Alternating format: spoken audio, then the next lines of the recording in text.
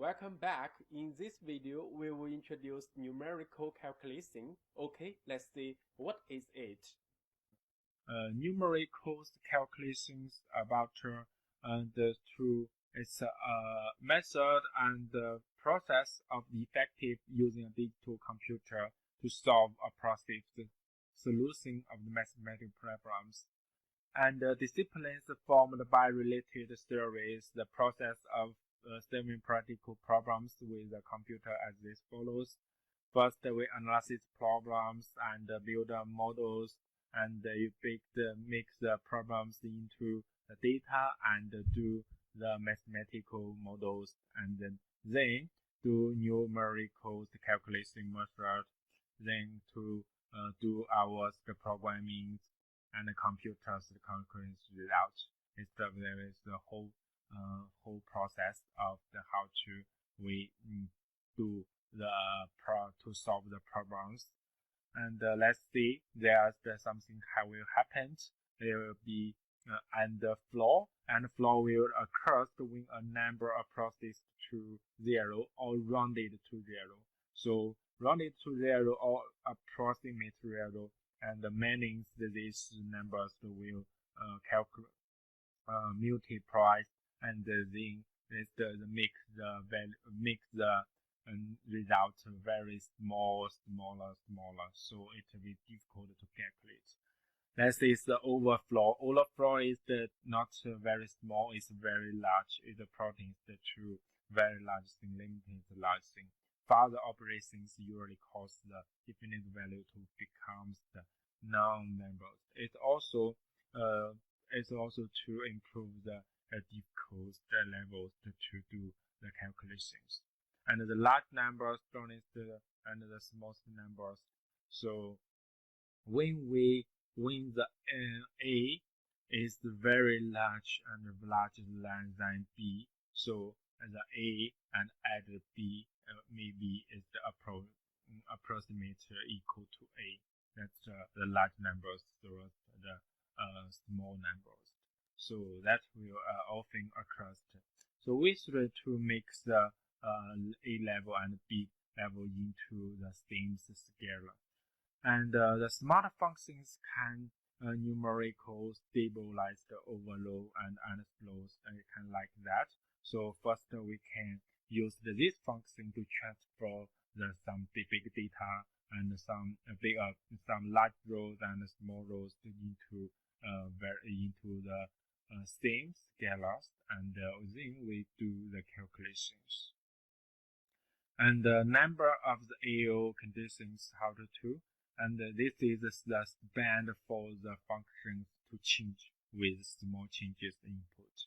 And it's the conditional the functions is like that, and when the A has features, for instance, the number condition, we can use this formula. And this is the modulus rate of the maximum and minimum agent. When the radius is very large, the matrix inversions is practically sensitive to the input errors. So it will cause this AO conditionals. We should understand it, and it doesn't affect our do the machine learning and deep learning. And calculation and the solution to the optimizer missions, and we can to how to do the optimize problems. First things we should to optimize the problems that can express it as the mean or max fx, and this fx is our cost function, loss function, error functions. This means the difference between our prediction, our model prediction, and the real result. So that will build the cost function and loss function. Sometimes we can write like that. It's the y is minus the y hat. It's the that class and your square, and use the maybe fx will equal to, okay, it's the I equal to 1 is the n I from side to I, and we will minimize this function is minimize the difference between the prediction and the real result. So we will want to read function's value very low, as to equal to 0, and it's our aim.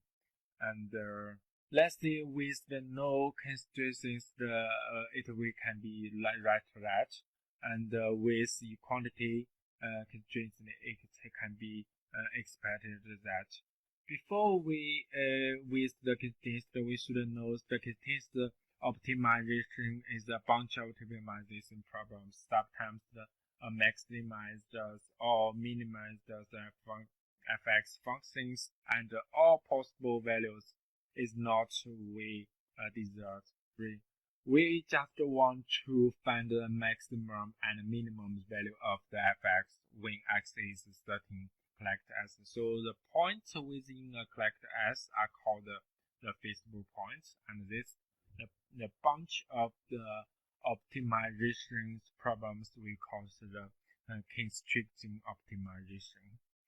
And the width in quantity constraints, it can be expressed like that. We can use these formulas to calculate their loss function. And a common method is introduce the new variables alpha I and lambda I, because we can use the general Logistic function and to integrate these conditional and formulas and into the one formulas that with the Lagrangian functions to do. And we should note that the KKT conditionals before should satisfy the first should satisfy this KKT conditionals, and then we can introduce these formulas and these functions. And let's see some details of KKT conditions. The gradient of the generalization is 0. All conditions on X and KKT multiplus are met, and inequalities constraints shows the complex trace scarceness types, and also its alpha is equal x, its x is equal to 0. So that's the classification of the machine problems, and let's see how to make the loss functions very small. And we will use the gradient descent and to search some parameters, some better parameters to make the function is very small. Gradient descent is a derivative indicates that how to change x to the slightly improve the y. For example, we know that f is the minus the delta x and is multiplied the signals fx is smaller than fx. For the delta x that is smaller if above. So we can move x in the opposite 1, 2, 3. So we can move x in the opposite directions of the derivative by a small step to reduce fx. It's called ideas of the gradient descent. And extremum problems is one decimal functions, like say what it is, and the local extrema point of the function means that fx can't be reduced and or improved by the moving x. The point where fx the derivative is equal to 0 is called a circled point or a stationary point. And the extremest point of the function must be the stationary point, but a stationary point may not be the extremest point.